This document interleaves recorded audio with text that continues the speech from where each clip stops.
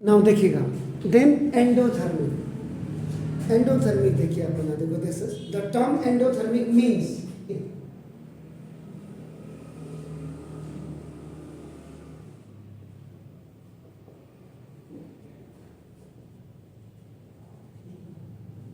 Given in, that is given out है। देखो आप बना देखो दिस, या इसको एब्जॉर्प्शन भी कहते हैं। एब्जॉर्ब और PTION ऑब्जॉर्प्शन करके दिस, ये वो ग्रीक में आकर करो, ग्रीक में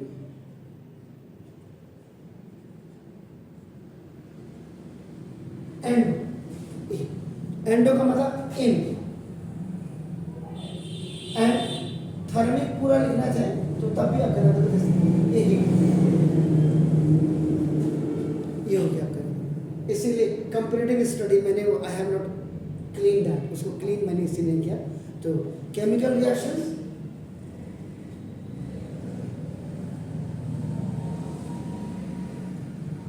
तो ऐसे केमिकल रिएक्शंस आपका ना विच टेक्स प्लेस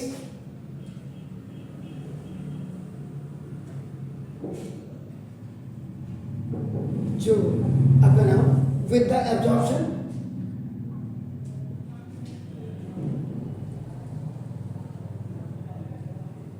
वो है, with the absorption of heat is called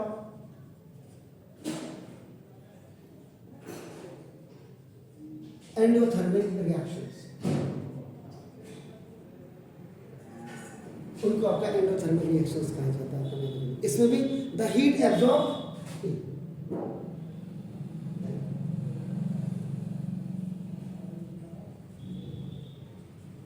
जो हीट आपकी एब्जॉर्ब होती है बाय राइटिंग +2 लिख सकते हैं आप तरह। देखो ये एक्चुअल में एक्चुअल न्यूमेरिकल वैल्यू है, this is the E, this is the actual numerical value, NV का मतलब numerical value of with the reactance, और इट में बी शोन बाय, इसका -Q से भी आप शो कर सकते हैं। आपका देखो ना, अगर प्लस करना हो तो ये आपका रिएक्टेंट साइड में ये देखो, और अगर माइनस करना हो तो ये आपका product, now this the product. So now in general the endothermic reaction is represented, now in general the endothermic reaction is represented by, यहाँ देखिए, यहाँ प्रोडक्ट साइड में है, यहाँ आपका क्या जाएगा देखना, this A plus B, A is reactant when they both are reacting and they are absorbing the heat, then on the product side देखो X plus Y, या और आपका you can A plus B is equal to X plus Y minus Q। on OT में जब आपका चला जाएगा then the sign will be changed। तो Q is the heat absorbed, Q is this Q is heat absorbed।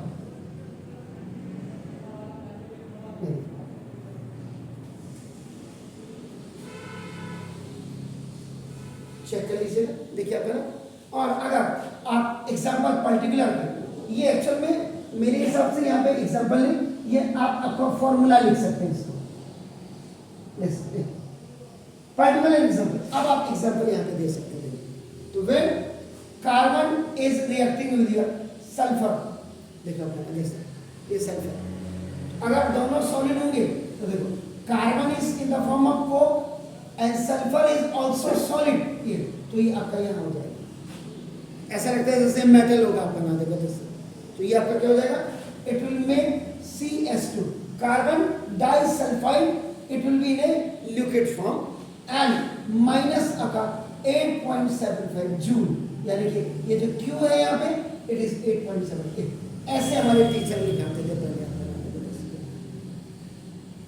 ना दूसरा example, when nitrogen gas आपका देखना is reacting with your oxygen gas, इसमें आपका ना ये आपका नाइट्रोजन मोनोऑक्साइड आपका गैस बना देगा, आपका देखो ना दिस एंड ये देखो 1.85 आपका ना ये जूल एनर्जी है, इसको आप यहाँ भी लगा सकते थे, प्लस में भी लगा सकते थे। इसका ना endothermic reactions are fewer as compare to the number of exothermic, लेकिन ये इसमें डीकंपोजिशन रिएक्शंस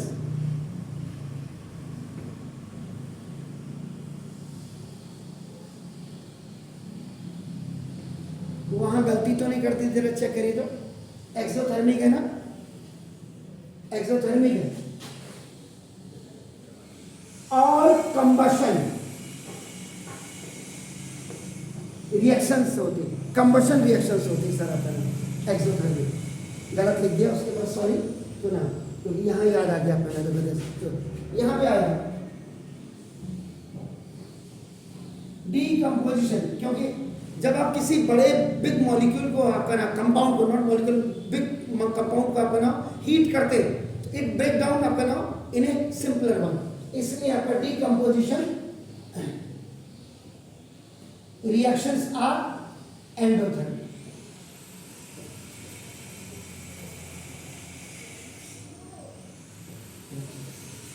ये आपका इसमें अब आप इसका देखो,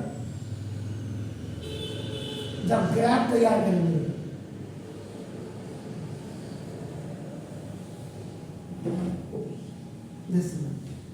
ये आपका प्रोग्रेस ऑफ रिएक्शन,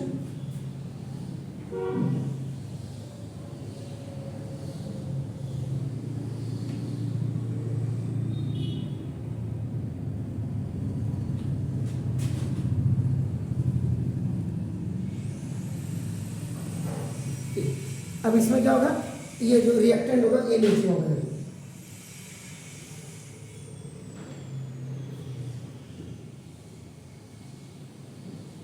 ये रिएक्टेंट देखो अपना नीचे होगा, देखो अपना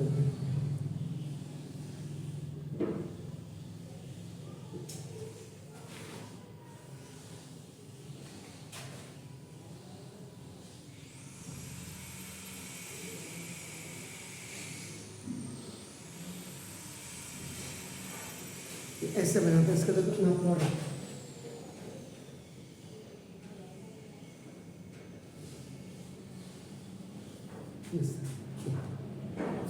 ये आपका ऐसे बनता है, ये आपका क्या होगा एक्स एंडोथर्मिक का,